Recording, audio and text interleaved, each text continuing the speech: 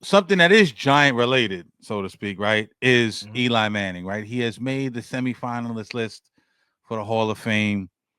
And this is a divisive subject, man. I was surprised how divisive it is because you hear certain pundits and certain people go, "Oh, he's a lock. He's a no-brainer. He's first ballot." And then you have like this fraction, this sector of people that go, "Man, he shouldn't even make the Hall of Fame. He's overrated. He's this. He's that. He's you know what I'm saying." But nevertheless, he has advanced into the selection process for the Hall of Fame. Like I said, semifinals to be inducted. Um, a lot of good people in it, up for the nomination this year. You got Jared Allen, Willie Anderson, Anquan Bolden, James Harrison, Rodney Harrison, Luke Kuechly, Steve Smith Sr., Terrell Suggs, Earl Thomas, Adam Vinatieri, Hines Ward. I mean, this Reggie Wayne, Jesus Christ, I'm looking at the list. There's a lot of like certified veterans, man. But let's talk Eli, man. Like huge moments. I mean, his moments, guys, were larger than what the stats are going to show, right? Larger than the game of football. You know what I mean? The beating Tom Brady, the 17-0 juggernaut Patriots, where Randy Moss and Tom was setting records that year. Anna Vinatieri, like they were on pace to be like the greatest team ever, and he derailed them. I don't want to be too long-winded. I want to hand it off to y'all quickly, and I'll jump in. I'll jump in after what you guys have to say. But Jay, let me go to you first, man. In your opinion, is Eli a Hall of Famer? And if he is he a first ballot Hall of Famer? I can't even believe this is a question. Like, I don't even know why people are really like, this is the weirdest question that I've probably seen. Like, it doesn't make sense to me. Why would he not be? There's no reason. And I'm not a Giant fan. I'm a Jet fan, but I respect the Giants because they're in my state. But even more than that, I respect Eli Manning. Like, just what he did on the Absolutely. like, he absolutely, when you I would give him a fucking Hall of Fame, a gold jacket just based on the ass kicking that he gave to Tom Brady twice. He took 2 of those rings away from him.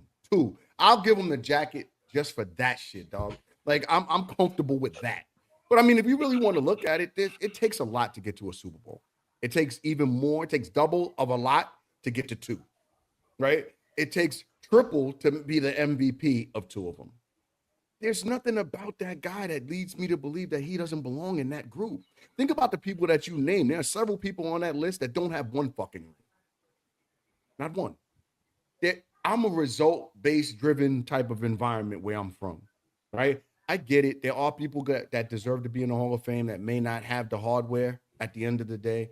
I get it. They had fantastic careers, and I'm not going to say that the Hall of Fame should be based solely on if you want a chip. But in this guy's case, what are we talking about? Like, it doesn't even make sense to me. He did it. He did it, and he did it, and he did it well. Think about those plays at the end of those Super Bowls that the throw to shoot myself over in the corner. That's gonna be Which one? Eli Mario Manningham? No, not the Manningham, to Plaxico. Plaxico Burress, and shout out to Plaxico. I'm just fucking with you, don't Cheddar Bob ass nigga. Now don't shoot me. Don't shoot me. Don't shoot yourself, nigga. Don't shoot yourself, bro. You know what I'm saying? But anyway, love the plaques. I'm fucking around. The throw to plaques is only going to be a memorable play, and of course, the Tyree gum to the helmet, catch is it stands out because of all the things that he had to go through to even get the football off. Like, that is a Hall of Fame type of a play to me, right? And he's been a model fucking citizen. The guy was an Iron Man. He did, he was there, he was available. He took all the motherfucking hits. He did everything that he could to get those teams to those playoffs wins. And again, the defense, we want to say the defense carried them, that's fine, but the offense can't fuck it up. Like, at the end of the day, the offense can't fuck it up. The defense can carry only but so far. If the offense doesn't exist, the defense can't, it can't play both sides of the football. So Eli, to me, and I'll leave it there, should absolutely be a Hall of Famer. And anybody who says that he shouldn't just isn't either one, not watching the game, or 2, just hates the Giants, or 3, maybe they hate the Manning. So Cam Newton says that, right? All right, so then what's your accolades, B? What, just because you could run without the ball and you had a whole bunch of rushing touchdowns and you had a great arm? Homie didn't win. He had an MVP though. He had an MVP.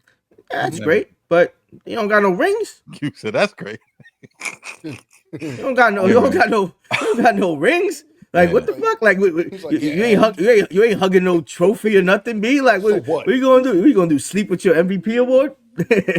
You know what I mean? Like, you're not going down in history as somebody who won an MVP. Somebody wins an MVP every fucking year, bro. There's certain franchises that don't. There's a ton of players that don't ever win.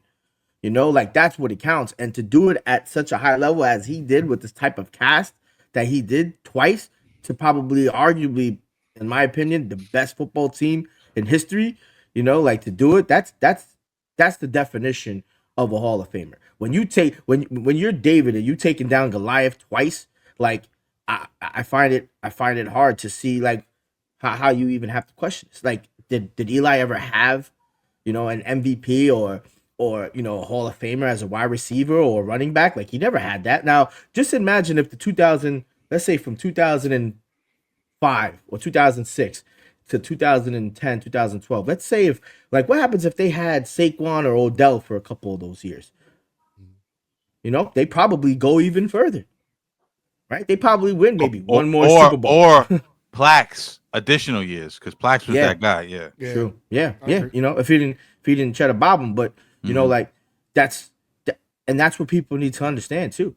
You know, like, and he had to do what he needed to do. He came up clutch in the biggest moment. Yo, he wasn't one of the best fourth quarter quarterbacks for no reason. Like, that's the difference. When you're the person who can put that shit on your shoulder and put the cape on, be like, all right, hold on, I got to turn it on, even though I already threw 25 interceptions this season. You know what I mean? What's the goal? I got to get the W. I got to get the victory. I got to lead my, 8-4 in the playoffs ain't no easy thing. You know, there's a ton of quarterbacks out there that don't have that many victories, and a bunch of them that have way less wins and rings. You know, like, and that's what you have to look at as a person. You know, great. You know, you can have those great stats and do the eye test and say, hey, that person's great. Yeah, that's cool. But overall, you know, in my eyes, if you're not winning, then or changing the game, or you just have to be that good. Like, you fucking came into the game. Like, maybe if Patrick Mahomes never won a Super Bowl, but he was just that good, you know, like Dan Marino. Dan Marino's a Hall of Famer, never won a Super Bowl, but you saw what he did on the field. You know, like, you don't need a Super Bowl. Like, dude changed the game practically. You know what I mean? Like, yeah. You meant. If you look at that, not just to piggyback on that. You know, like, I'm looking at his stats, and they don't jump off the page, right? They're not. No. They're not. They are. They're very pedestrian, if you will, as far as the statistics, even the records. Like, his best season was in 2008. They had a 12-4 record. You know, and they didn't even win that year, right? The years that he won, he was 9-7, 10-6. The years that they went to the actual Super Bowl, and that, you know, that 11 team, and they were wild cards. He threw for the most, you know, yards that he ever threw for, you know, with 4,900 yards.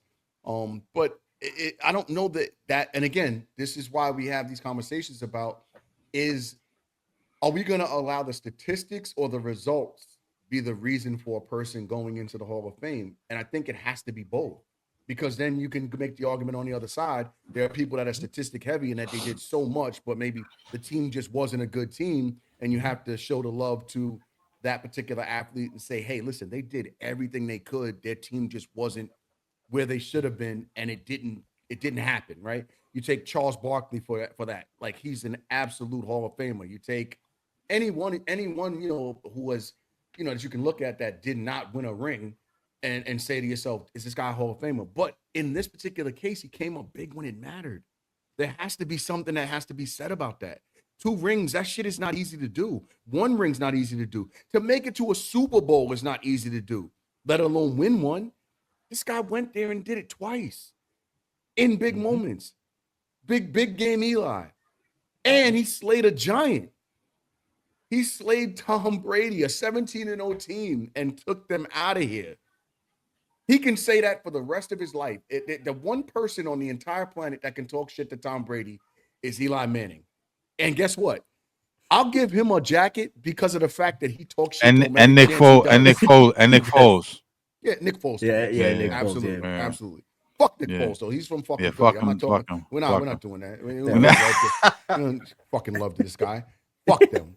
We're talking about Elisha. Talking about Elijah Manning. Elijah fucking Manning, bro. Nationwide is on your side. No, that's. I know that's the GOAT brother. Even funny, his commercials are absolutely fucking hilarious. Bro. I love know Peyton. Peyton's awesome. Peyton Manning. He's like, I'm Peyton Manning, right? Not painting, no. Peyton commercials off the chain. He checked her. That shit had me dying. He's like, yo, now he's got a new one, debating Manning. Yeah. I don't know if y'all saw debating Manning. Bro, debating Manning. He's debating against a high school girl. Yo, this shit is hilarious. And then she tried to get fly. He was like, and that's debatable. And won the debate behind that bullshit. I was like, yo,